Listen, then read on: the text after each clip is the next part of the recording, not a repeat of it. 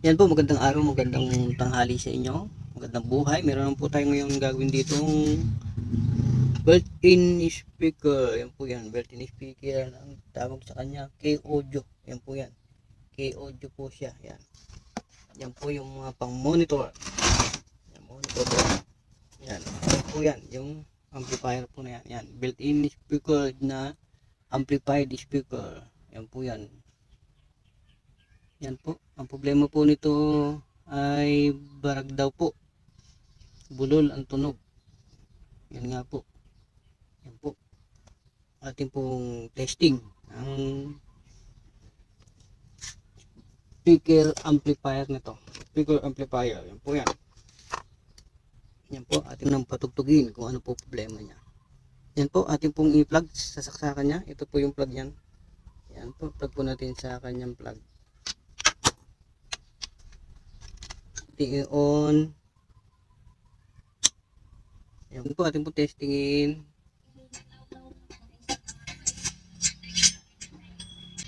Yan po, nawawala po yung speaker niya.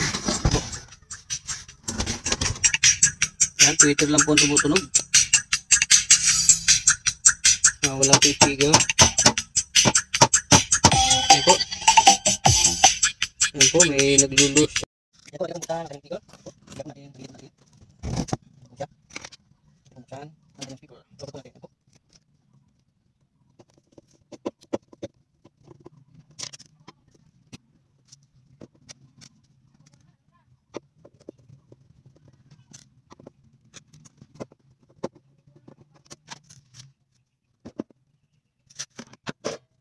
Yan po, nakita niyo po ba mukhang tinulogo na rin po siya.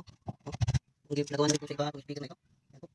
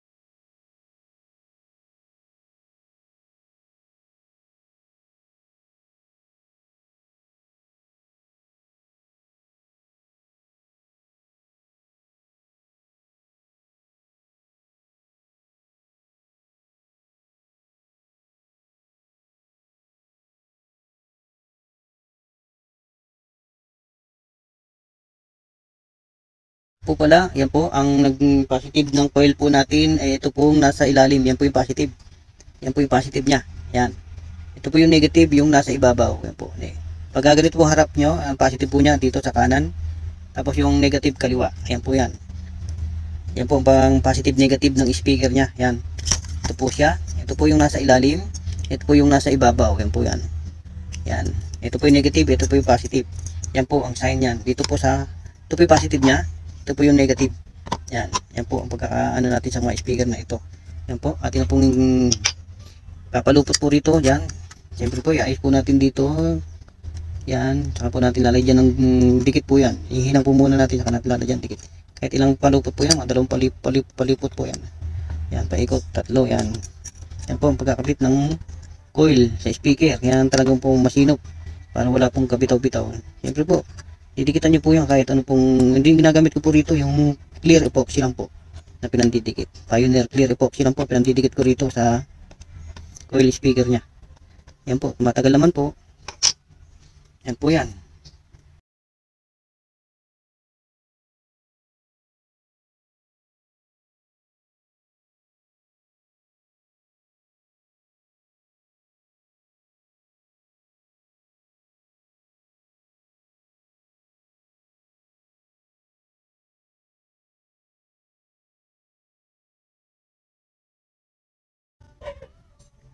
Yan po, unin nyo po yan para hindi po ano, ulitin nyo pong pahiran para hindi ano, bumitaw pag nag-vibrate. Ito po yung kinakabit ko rin po sa pag nagkakabit ako ng video kay ito po yung pinandidikit ko. Yung mga nagre-rewind po kami ng speaker noon, yan po yan. Yung pinandidikit namin. Clear epoxy. Yan po yan.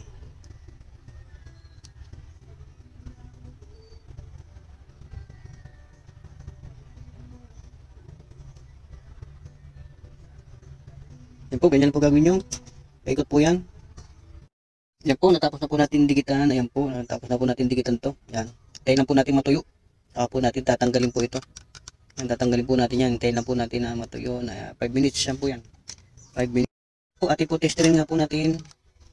Testerin po natin ang kanyang speaker. Yan. Yan po, X1 po tayo. Yan. Yan po. Naririnig po ba yan? Ito po, negative po ito. Pag makikita nyo po sa positive, negative. Ayan po, baligtad po yan. Kailangan po dito positive. Yan. Yan po. Naririnig po ba yan? Ito po, negative po ito. Pag makikita nyo po sa positive, negative. Ayan po, baligtad po yan. Kailangan po dito positive. Para po pabuga siya. Yan, pabuga. Ayan po. Yan po yan. Pabuga po siya. Yan. Pagkabaligtad po ang kabit nyo sa amplifier po, sigurado pong pahigop po yung tunog niya. Yan po yan. Ito po, ang normal po talaga, ito po yung positive. Sa kanan. Sa kanan po talaga positive. Ganyan yung vibrate sa ibabaw. Ayan. Sa ibabaw po yan.